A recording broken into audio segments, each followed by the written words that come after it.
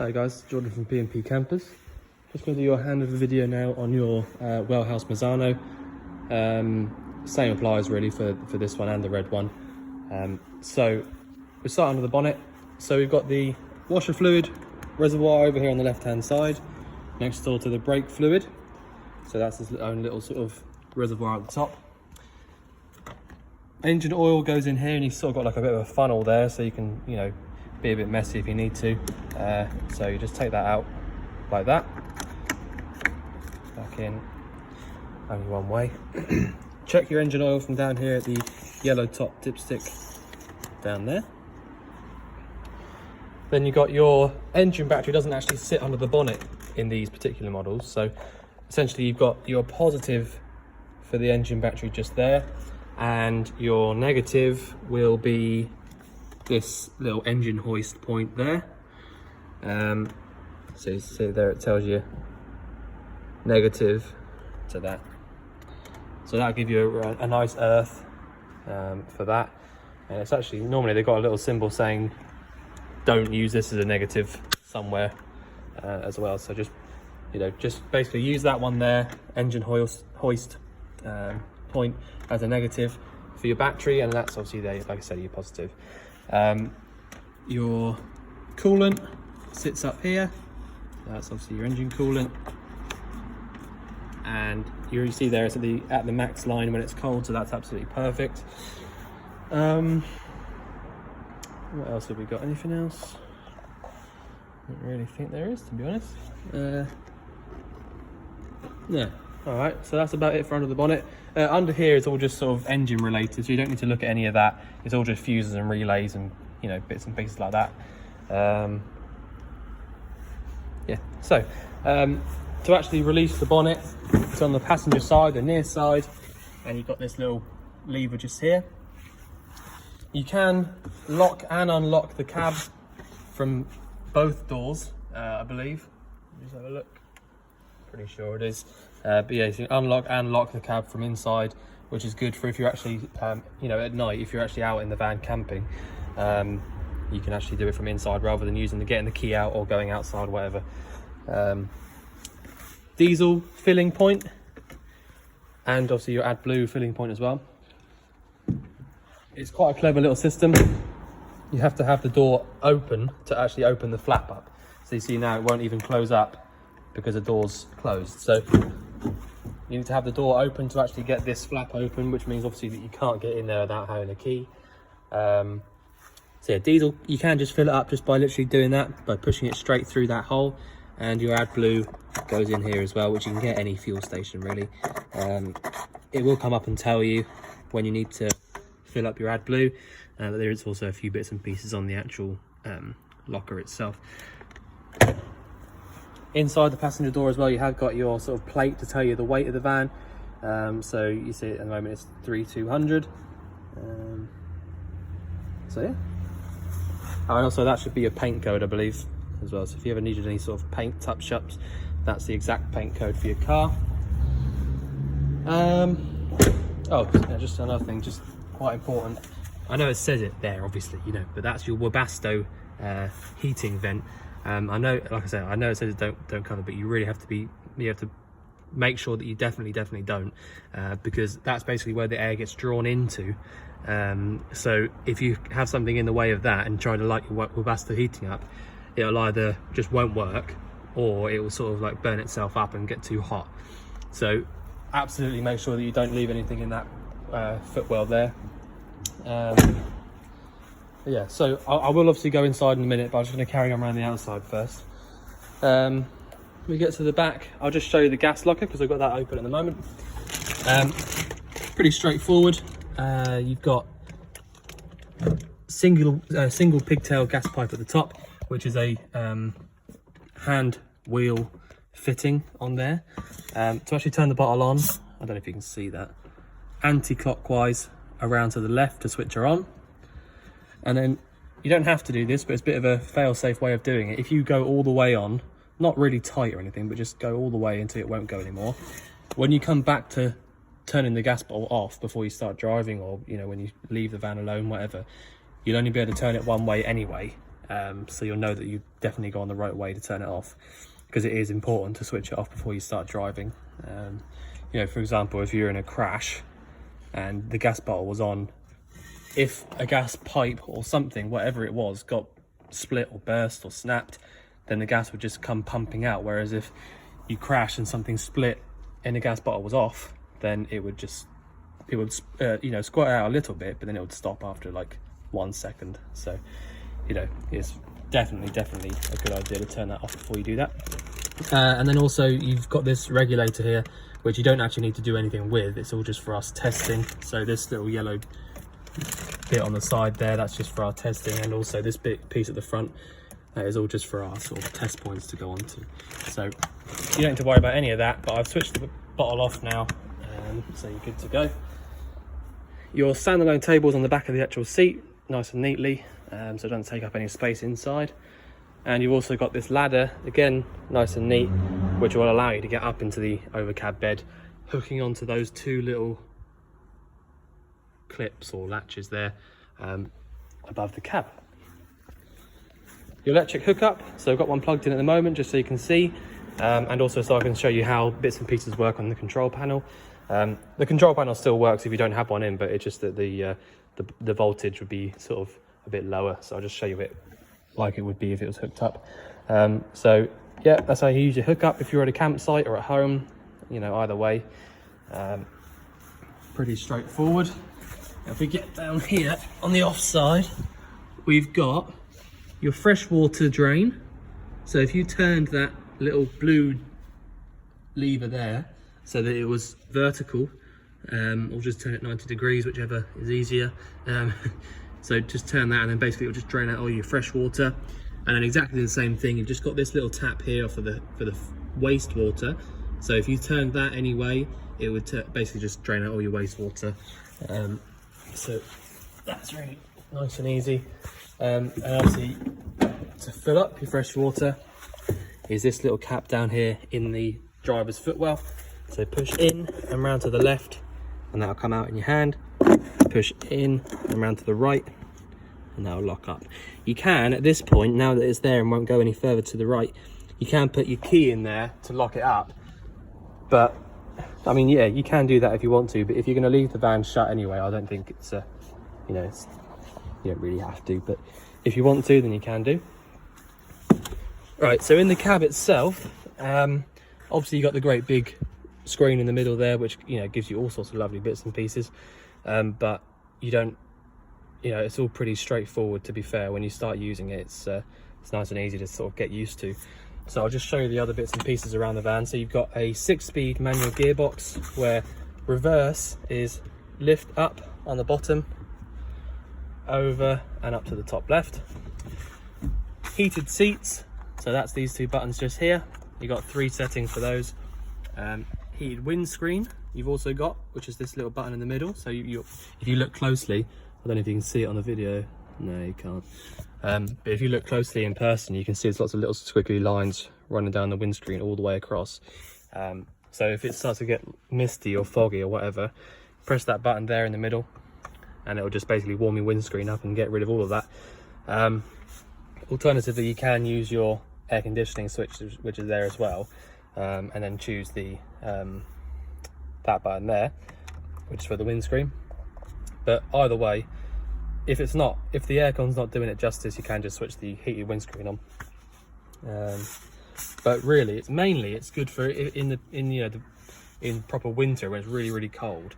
When you get into your car and it's like iced up or whatever, you can just sort of press that button, and after about 2-3 minutes or so, usually they're pretty much clear. So it's always nice to have that. A few little buttons in here. You've got parking sensors, on and off switch. Not sure exactly what that middle button does. It'll probably come up on the screen and tell you what it does. And also you've got your traction control switch there as well, to sort of like get it ready for different terrains if you like. Your light switches are over here on the right hand side in the cab. So you've got side lights, main beam, and automatic. And that sound there is basically just telling you that you've got the door open and the lights on, or, you know, no key in the ignition and the lights on, sorry. cruise control. So you've got the on and off switch for the cruise control just here, and then you can go up and set the speed by pushing up and down on that resume button.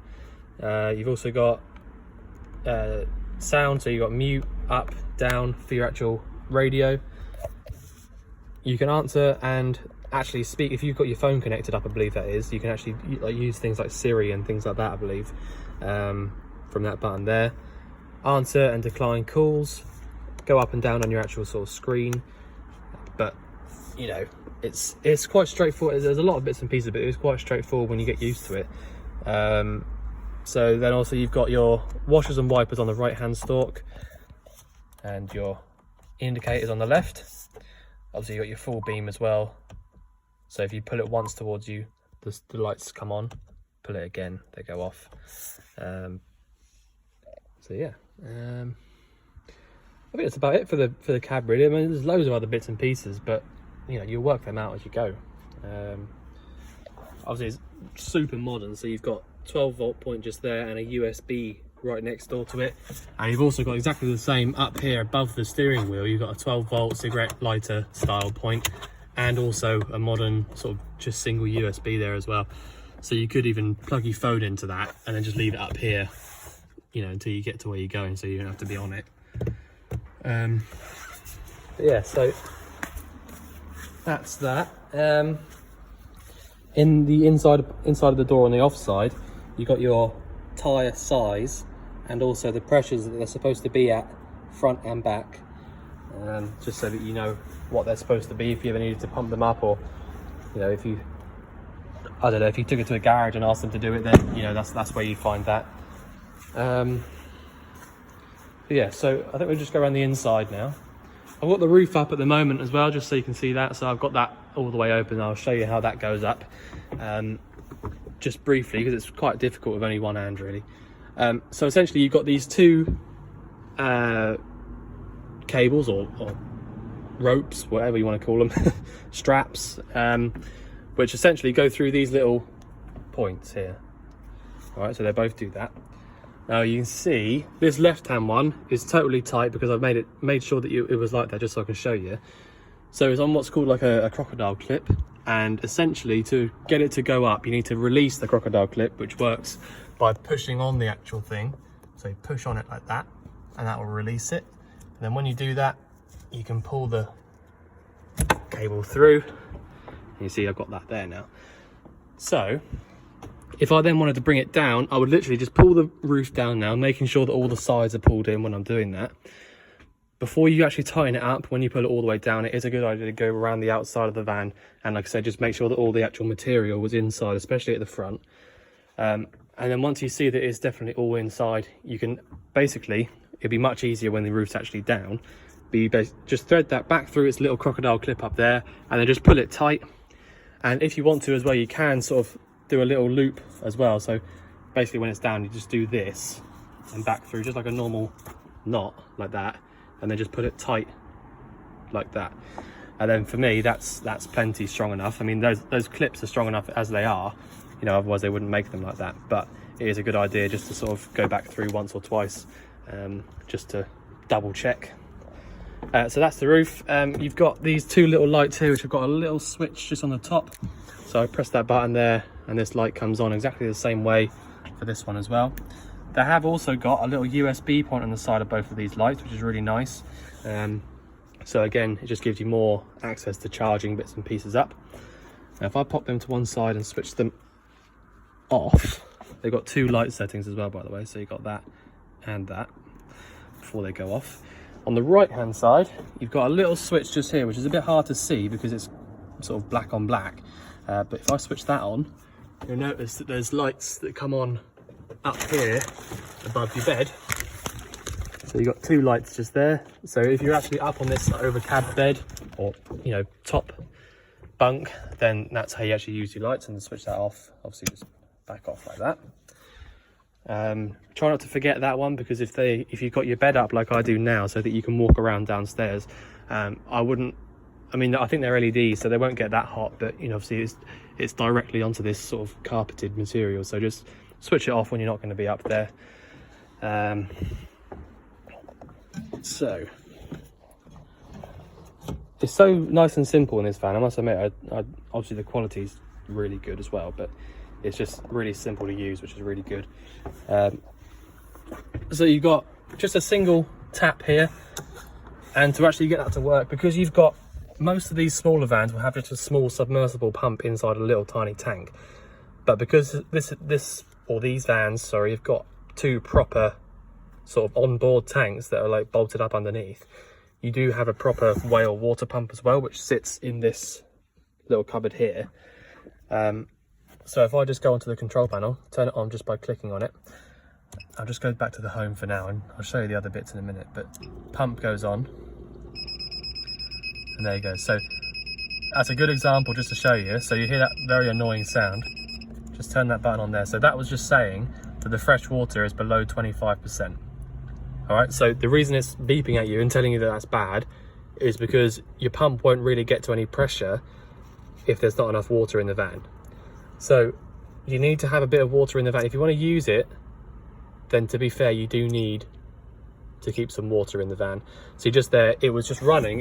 It's such a quiet pump, you wouldn't even really notice, but it was running and it wouldn't stop. So if you had enough water in the van, you would turn the pump on, it would get to pressure, it would turn itself off. So that's why it was coming up saying that.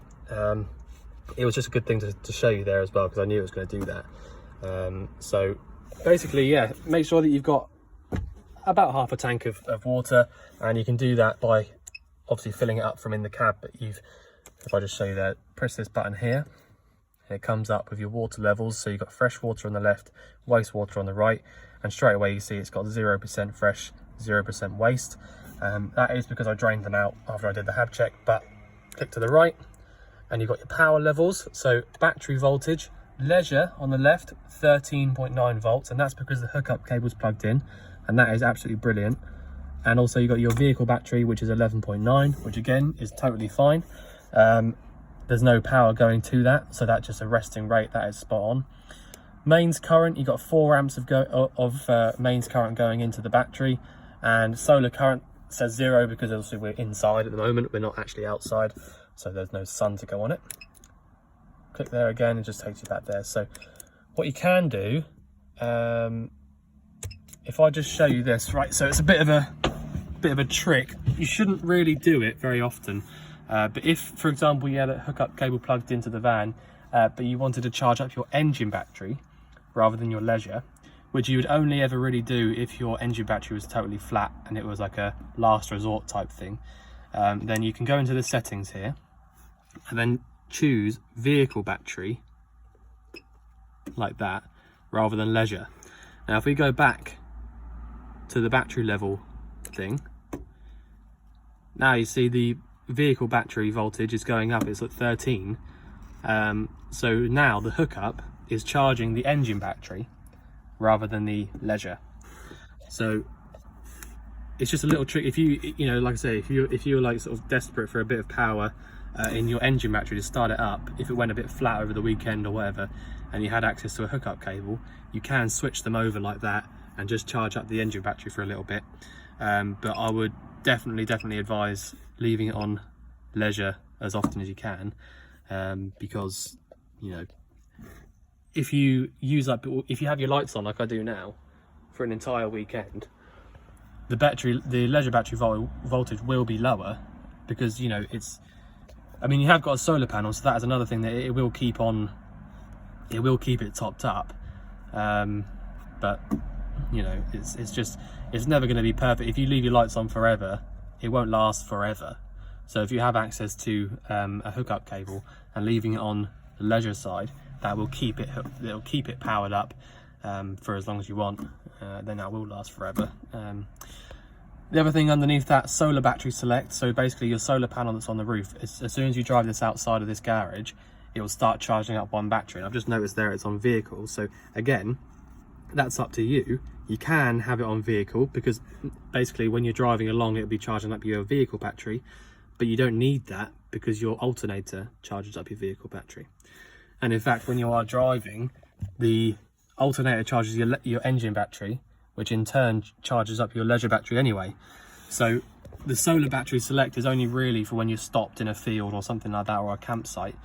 And it's just up to you really which one you want to keep topped up. So you could choose leisure, and then if you don't have a hookup cable plugged into the van, your solar panel will be charging up your leisure battery whilst you're using your lights and your pump and things like that. So if I was you, I'd leave it like that. So yeah, right. The other thing here, you don't really need to worry about those. You've got tank heaters and things, but it's only really for if it's really, really cold outside. You don't really need to use that very often. But there you go. And then the other bits, lighting settings, it's just things you don't really need to look at, to be fair. It's not so this is quite important. If you wanted to set your clock to the correct time and things like that, then you can do it like that. But you have also got, if you look at it in the top corner there, you've got external temperature, internal temperature, which obviously does work exactly how it should, and it is true humidity as well. This little button up here, this little light up here, tells you the hookup cable is plugged into the van currently. These two buttons over here on the right hand side are also just for lights. So you've got this one at the bottom now that comes on with this bottom switch. But yeah, so that's about it. So obviously you need to have this button on here for your water pump, and then these two here are just for, you know, checking your levels basically. But there you go. So you see now, like I was saying to you, I've chosen leisure battery for the hookup charging. So you've got nearly 14 volts in your leisure battery. So you can have your lights on and do whatever you want in here for as long as you like, and it won't discharge it. So yeah, so you pour your tap. If you've got enough water in the tank and your pump's on, water will just come flying out the tap and it'll go directly down into your waste tank. As long as your gas bottle's on, you can also use your 2 burner hob, which you've got a little igniter down here, which is on the right hand side here, and you've got a little diagram. So this is the right hand one and this is the left hand. I don't need to show you how that works because it's just like any household cooker, to be fair. It's nice and easy. Underneath that you've got your grill. So to actually light that up, you've got a Piezo Igniter, so that's this button. And basically, again, I'm not going to show you how to do it because I've only got one hand really, but you basically just push and turn this round till you get to the little gas symbol whilst you're clicking the Piezo Igniter.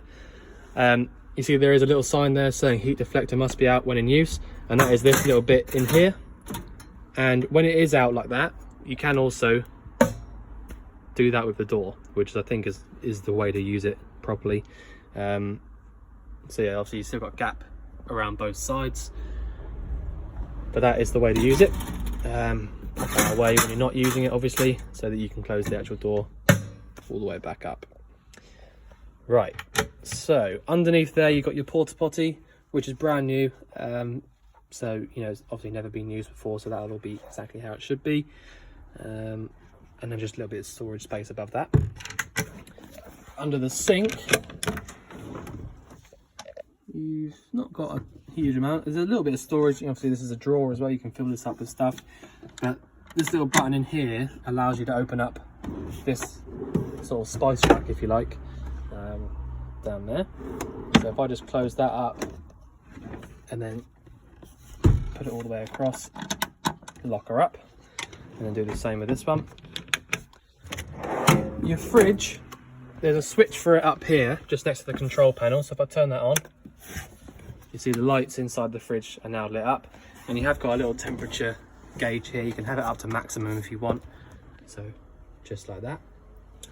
All of the, if you were wondering, I was a bit confused when I first got in one of these vans, but basically all of the sort of condenser and all that sort of stuff for the fridge is actually in this locker here, and that's why there's this little vent here at the bottom.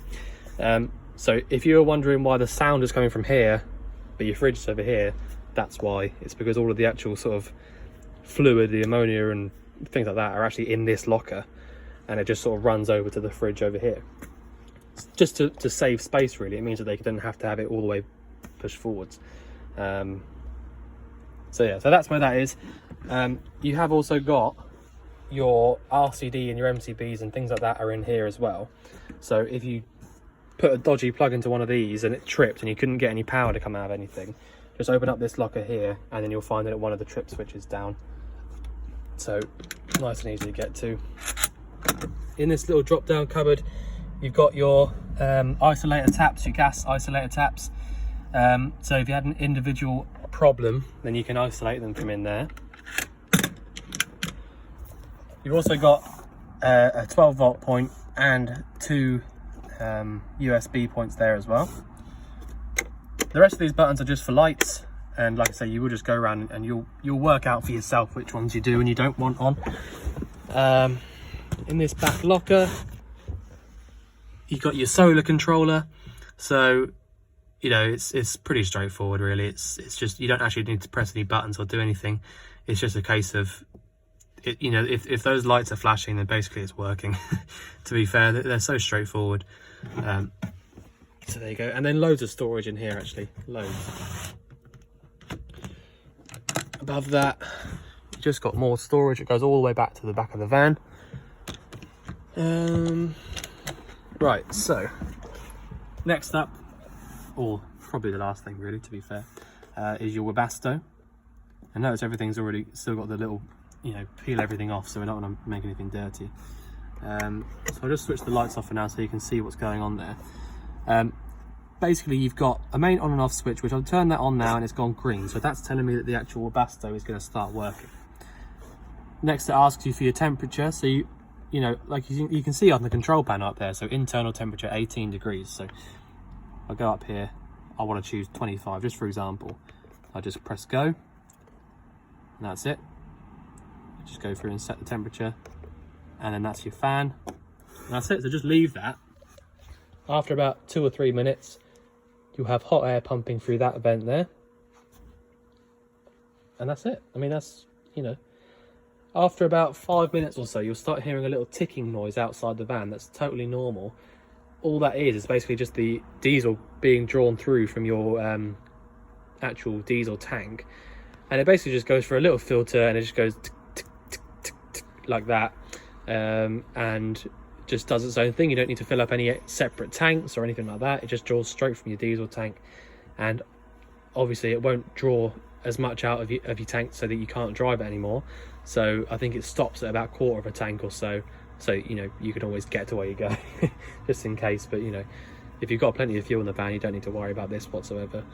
So yeah, so you see it's got the temperature there, and that really is it. There's nothing, that it is so simple. And when you want to turn it off, I'll just leave it a minute just to sort of start warming up. But when you want to turn it off, you literally just press the off button and it will just do its own thing, turn itself off, and that's it. Really, really easy.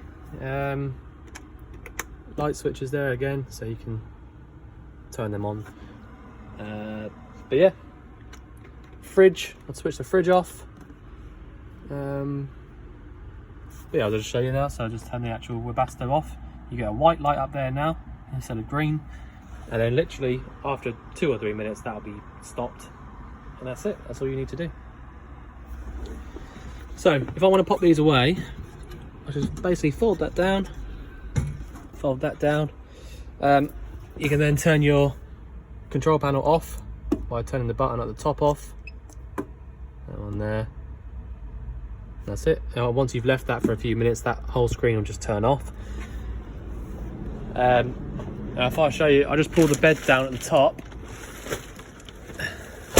which has got that in it as well, which is just sort of mattress, if you like, which is the correct size one. Pull this down, just the roof. I'll just use both hands for a second. I just wanted to show you these little clips. Right, so the actual roof is down, and this is the point where I would say go outside and make sure that all of your material is actually inside the van rather than outside. So you basically just want to pull this slot through so that it's all flat, and get your little crocodile clip there, and when you get the actual this side of it, you just want to push this little button in like this and just poke it through the back. I don't know if I can do it with one hand, probably not. All right, 1 second, let me just put that through with the other hand. Right.